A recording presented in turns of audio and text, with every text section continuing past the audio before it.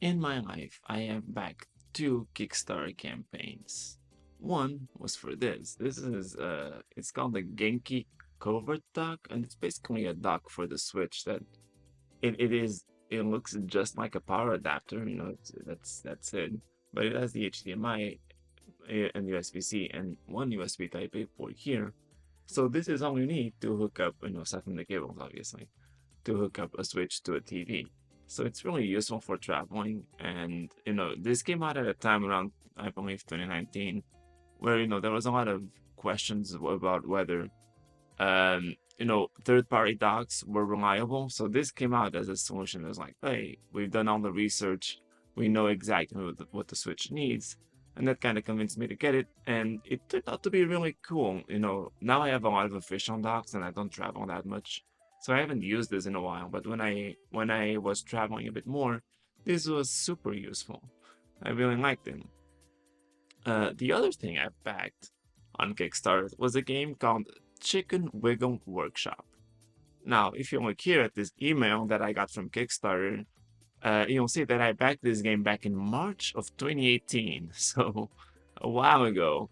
And that game came out in October of this year. So I waited over 6.5 years for this game to come out. And I just want to say it wasn't really worth it. I kind of want to talk about it, but I want to preface it by saying that, this isn't a bad game. It's not a poorly made game. It's okay. It costs $20 on the eShop. It's not terrible, but it is a prime example of like how poorly you can manage a Kickstarter campaign and how poorly you can communicate and treat your fans. And it's just so disappointing the way that everything went down with this game from the moment I backed it. So, I backed this game in 2018 and it was supposed to come out, I believe, initially later that year. So Chicken Wiggle Workshop was going to be a port of Chicken Wiggle, which was a 3DS game. They were going to port it to the Switch. They were going to change the graphics, so instead of pixel art, you had this hand-drawn art style. That was about it.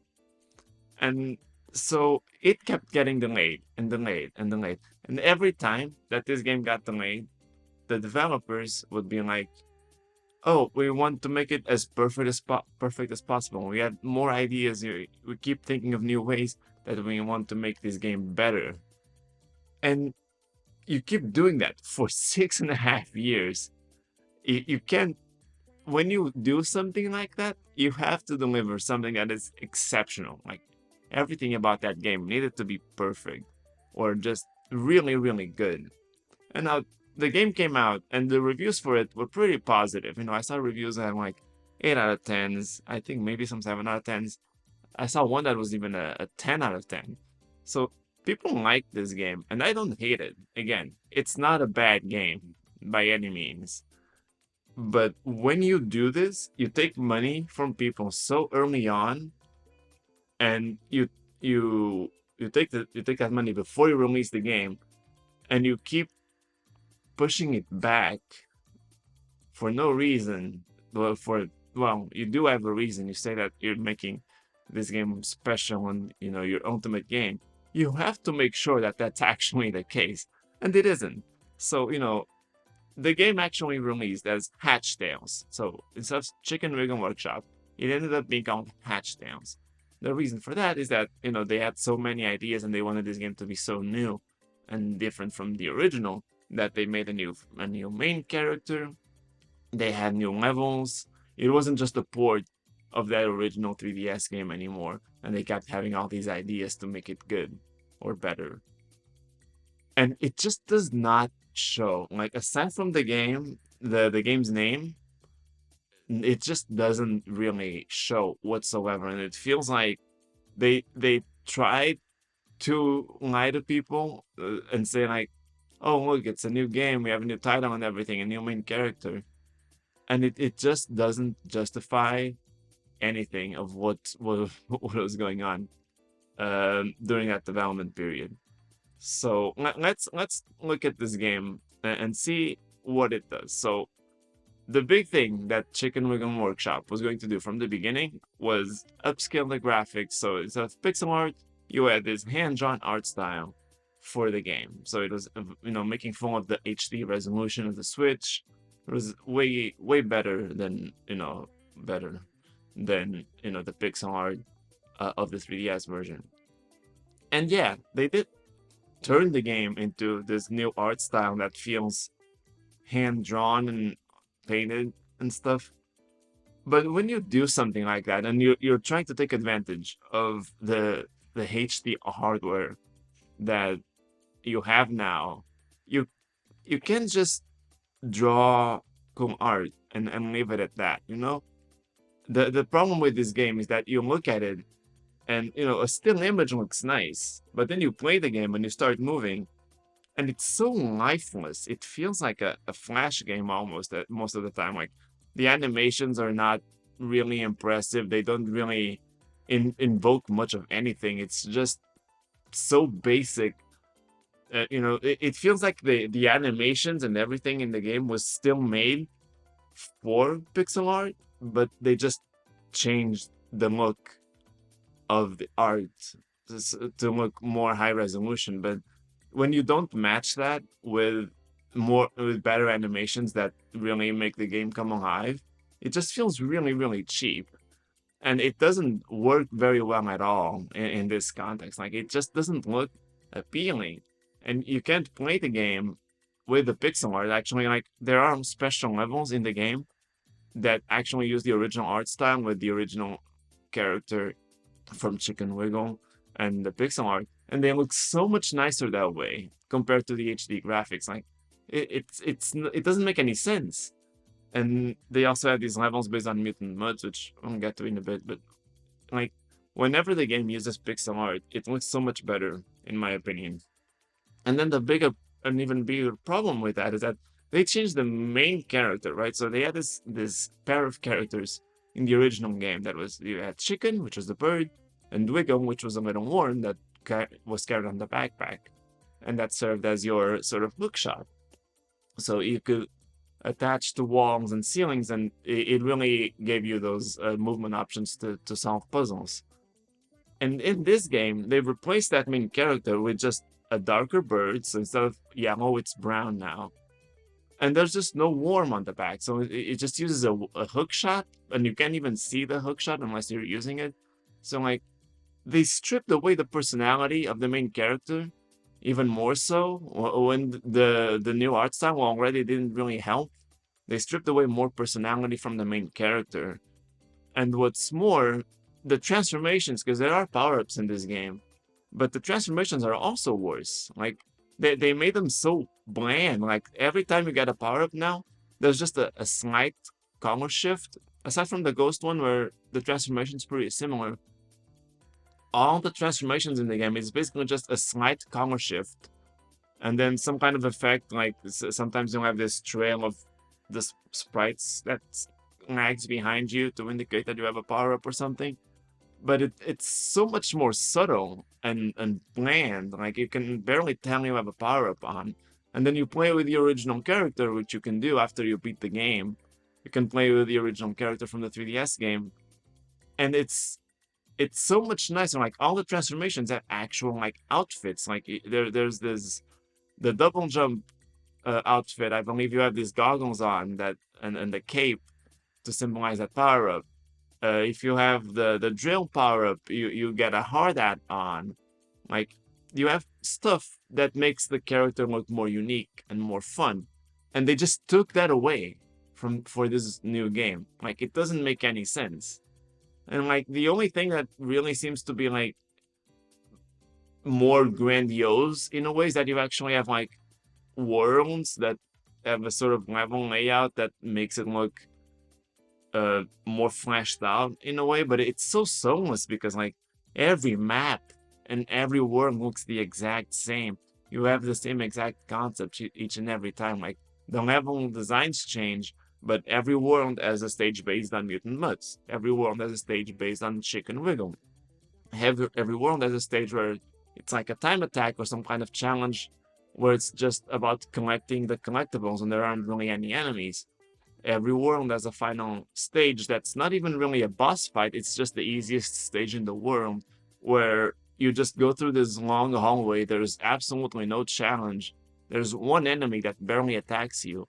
And the only challenge that comes from those levels is finding the hidden pathway to this room where you'll have 100 of the coin collectibles in the game, and then you just collect them. Like there's no challenge there either. It's just the only thing you need to do is like look out for where the invisible path is, so you can go in there and collect all the coins. Like the everything that they added to this game that was supposed to make it kind of unique just comes off as really cheap and very low effort. Like it doesn't justify this time spent whatsoever. And then the music is also like it. I think it does vary. Like they do have a lot some different tracks, but it feels so repetitive. Like all of it is so samey throughout the entire game. Like nothing about it is really special to me. Like it's just nothing interesting. And again, this is a $20 eShop game. It doesn't need to have all the elements of like an amazing game. It doesn't, because it is cheaper, and that's okay. But like when you take money from people and then you take 6 years for that game to come out, and your excuse for those delays is constantly like, we're trying to make it better. We have more ideas. You want to make it as perfect of a game as it can possibly be. You can't overlook all of these details and deliver such a subpar experience 6.5 years later. It doesn't work like that. Like that's not good. And you've communicated so poorly throughout their entire process. Like it doesn't make any sense. You look at a game like Shovel Knight, for example, that was like the first big Kickstarter success. Those developers did so much with that game. They kept adding more content that people weren't even expecting for years to come. Like it was crazy. That none of that happened with Chicken Wig'em Workshop or Hatch Tales or whatever it is. Like it just wasn't special. It was fine, but it never feels like those 6.5 years of waiting are really worth it. At least not visually. So what a lot of people do in the praising in the game is obviously, the puzzle aspect of it, getting all the collectibles and finding all the hidden objects in the game. And it's like, I get it. Like the game is cleverly designed. Like it's nothing mind blowing or anything like that, but it is a cleverly designed game overall. It's fun. It's somewhat challenging. There's a lot of hidden stuff to collect, so it's cool. It's a good game in that sense. There's quite a lot to do if you're into collecting things, but it doesn't really mean that the gameplay was also like crafted to perfection. There are some things about this game that feel a little off. Like when you shoot the hook shot, the entire game freezes, and like that's part of the design because it helps you with the timing. But it feels kind of weird. It's a little off, and like kind of have to get used to it at first. But like nothing about this puzzle aspect of it is really special either. Like it does the job. It's clever, but it's not unique. It's not special. And what's more is that like what really annoys me about this game is like the ice levels. So every platformer, like puzzle or not, like I feel like every platformer has to have an ice level, and they're always like one of the worst things you can do in that game's like the ice levels are so annoying because you either like you have the slip factor, so like there's always a control issue with how much you're slipping, and it can be annoying. Some games do it really well. This one doesn't. So like the movement on ice levels in this game is like atrocious. You slow down, like if you're moving on ice, the first few steps are so slow, and then you speed up so much, and like it's so hard to slow down when you're on ice. And then what's worse is that like if you have any momentum whatsoever from a normal platform and you then get on ice, like if you just walk a little bit on a regular platform and then you get on ice, when you get through the ice, you go full speed. immediately. Like you're immediately at the max speed that you can get by being on ice. So like the controls are also like not amazing. Like the gameplay is fine, the level design is good, but there really are points in this game where the controls don't work that well. And again, that's okay. Like a lot of games have problems with ice levels, and this is a relatively cheap eShop game. $20 isn't too bad. But if you take this money in 2018 and then it takes 6.5 years to deliver this game with the excuse that you want to make it as perfect as possible, you have to. There's got to be something. Something has to give to justify that entire time that you kept people waiting after they've already given you money. Like something has to feel like it was really crafted with love and passion. And it doesn't feel that way with Chicken Wiggle Workshop. It feels like any other game that could have come out on the eShop for $20. In fact, it feels a little less impressive than many other games that cost the same or less. Like Stardew Valley, that's a truly passionate game that keeps getting updates. And I believe that only costs $15. So like, you need to do more than that to justify how long you kept your fans waiting. And the fact that you took the money from them early. Like this started as a port of a game that already existed, and you took 6.5 years because you had this idea that, oh, you want to do so much with it, and then you didn't. Like it just feels like the same game with fluff added on top, nothing that actually adds value, and it just doesn't make any sense. And what's worse is that the developers of these games, they're called the TUI. This is a company that was born from Renegade Kid, which was a company that appeared like in the mid 2000s, I believe. That's where I started to know them, or in the late 2000s, on the DS, because they made really impressive games like Dementium, and then on the 3DS they had Mutant Mudds, which was one of their biggest games, and they paid tribute to it. Actually, in this game, there's a lot of levels that are inspired by Mutant Mudds, and those are also some of the best levels in the game, if you ask me. Like they're really fun. They had other games like Zeo Drifter. There was a bunch of games that they made that were really good. Like I was a big fan of Atui, and that's why I backed the project. But since they announced this Kickstarter in 2018, and they took people's money and they kept delaying it with the excuse that, oh, we want to make it as good as possible. Like we keep getting these new ideas. In the 6.5 years since that game came out, they kept making other games that were announced and released way more quickly. Like I can't name all of them, but I know they had Soccer Slammers on the Nintendo Switch. I don't know if that actually came out after this game was announced or not. But I bought that game, I believe, and that was one. They had a game called Totes the Goat, which I believe may have also been after this. My timeline is a little mixed up at this point, but they had a bunch of games on the Switch. More recently, I believe it was a year ago or so, they released Dementium Remastered on the Switch. Like this version of this HD version of the game they made on the DS. That's actually pretty cool. And this is a 3D game. Like transitioning that to HD doesn't feel like the easiest thing to do. Like definitely feels like it would be easier to transition Chicken Wiggle to HD than it would be Dementium. But that's neither here nor there, I guess. They kept releasing these games, and they kept people waiting with this excuse that, oh, we want to make this the best it can be. That's what they kept saying. It's like, we have more ideas, or we keep thinking of ways to refine it. And then you come out with this totally average, fine product.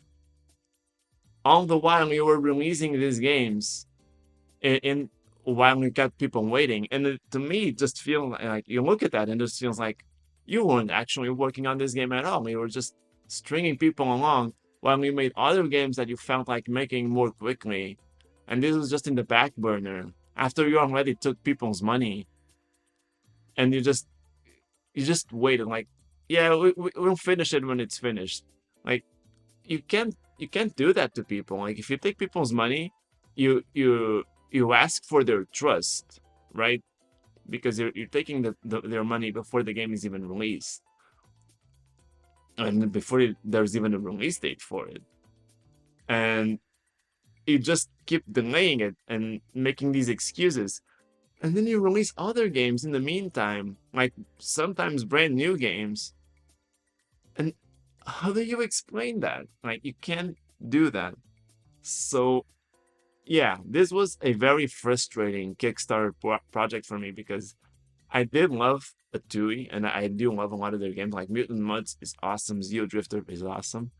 Dementium, I love that game on the DS, and I should probably buy the Switch version at some point. So I really like their stuff, but their communication is always horrible. Like they've had this problem for a while too, where like they had a Kickstarter in the past for this game called Combs County, and they had this ridiculously high goal back then of like $600,000 for, I think it was going to be a 3DS game. I don't even remember. Like, then they didn't meet it, so obviously that didn't work out very well. There's a game they've announced like probably over a decade ago at this point called Treasure Knots. Still no sign of that game ever. I don't think they've even acknowledged it in years. So like they have a serious communication issue. But the point isn't about a TUI specifically. The point is, Kickstarter projects are a risk. And it goes to show that like even an established company like a TUI who has made games that you really like, they can fumble the bag still. They can still mess up when it comes to Kickstarter.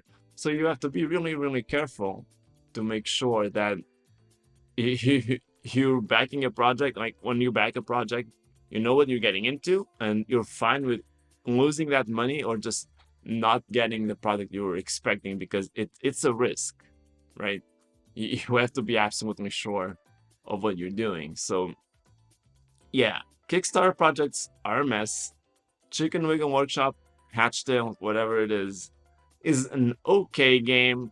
I'm not sure it's worth $20. I feel like that money can buy you better games on the eShop. But most importantly, it was just a terrible, terrible mishandling of a Kickstarter project. So please, going forward, just do not do this. if a TUI is watching this for some reason, just don't do this again. Set realistic expectations, and when you promise something, focus on delivering quickly. Like deliver within the time frame that you promise, and deliver what you promise.